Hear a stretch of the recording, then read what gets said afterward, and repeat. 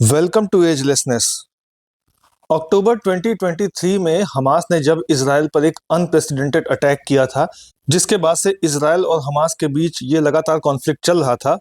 उसके बाद इसराइल ने अपने ऑपरेशन को एक्सपेंड करते हुए साउथ लेबनान में हिजबुल्लाह पर भी अटैक किया, जिसके बाद ये कॉन्फ्लिक्ट और भी ज़्यादा एस्केलेट हो गया क्योंकि हिजबुल्लाह को ईरान बैक करता है और हिजबुल्लाह पर इस अटैक के बाद से इसराइल के ईरान भी इसमें शामिल हो गया। उसके बाद ईरान ने इसराइल पर एक बड़ा अटैक किया और उसके बाद इसराइल ने भी रिटेलिएट करते हुए ईरान पर अटैक किया।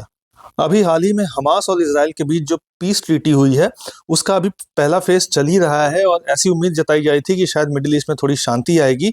इसी बीच ईरान ने इसराइल को धमकी दी है कि वो इसराइल को कंप्लीटली डिस्ट्रॉय कर देगा। इस धमकी के बाद से मिडिल ईस्ट में टेंशन और भी ज़्यादा बढ़ गई है।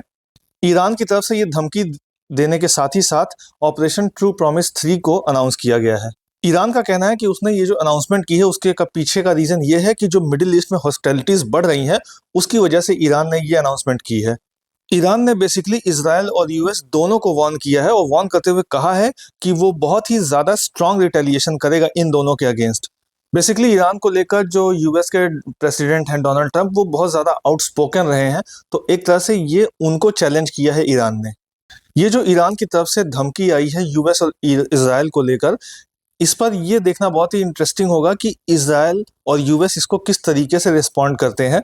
पूरी दुनिया की नज़र इस बात पर होगी कि यूएस और इसराइल इस धमकी को लेकर किस तरीके से रिस्पॉन्ड करते हैं। इसराइल और हमास की ट्रीटी के बाद से ऐसा लग रहा था कि मिडिल ईस्ट में थोड़ी शांति आ सकती है, लेकिन इस धमकी के बाद से मिडिल ईस्ट में टेंशन दोबारा से बढ़ गई है, क्योंकि ये एक बहुत ही कॉम्प्लेक्स इशू है और इसराइल और ईरान के बीच ये कोई जो रिलेशन खराब है, ऐसा नहीं है कि ये पहली बार हुए हैं या लेटेस्ट ऐसा इंप्रूवमेंट हुई है। इसराइल, यूएस और ईरान, इन तीनों के जो रिलेशन है वो बहुत ही ज़्यादा कॉम्प्लेक्स हैं। ऐसे में ईरान की तरफ से ये जो धमकी आई है इसराइल और यूएस को लेकर, ये बहुत ही ज़्यादा चिंता को बढ़ाती है।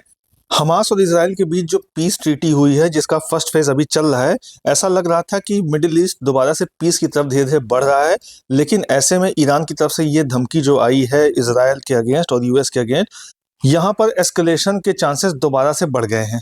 दरअसल इस रीजन में कॉन्फ्लिक्ट के जो चांसेस है वो बहुत ही ज़्यादा हाई है, क्योंकि अगर ईरान की तरफ से कुछ भी किया जाता है तो इसराइल भी शांत नहीं बैठेगा, वो ज़रूर रिटेलिएट करेगा, क्योंकि मिडिल ईस्ट की सिचुएशन ऑलरेडी बहुत ही ज़्यादा वॉलेटाइल है। ऐसे में ईरान की तरफ से जो अनाउंसमेंट हुई है वो इसे और भी ज़्यादा बढ़ा देती है।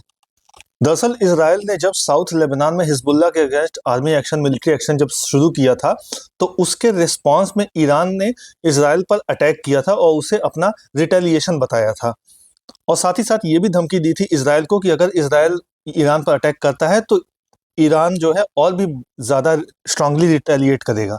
वहीं उस अटैक के बाद इसराइल ने जब ईरान पर अटैक किया तो उसे अपना रिटेलिएशन बताया और बताया कि इसराइल का ऑपरेशन कंक्लूड हो गया है, लेकिन अगर ईरान दोबारा से अटैक करेगा तो इसराइल और भी ज़्यादा स्ट्रांगली रिटेलिएट करेगा।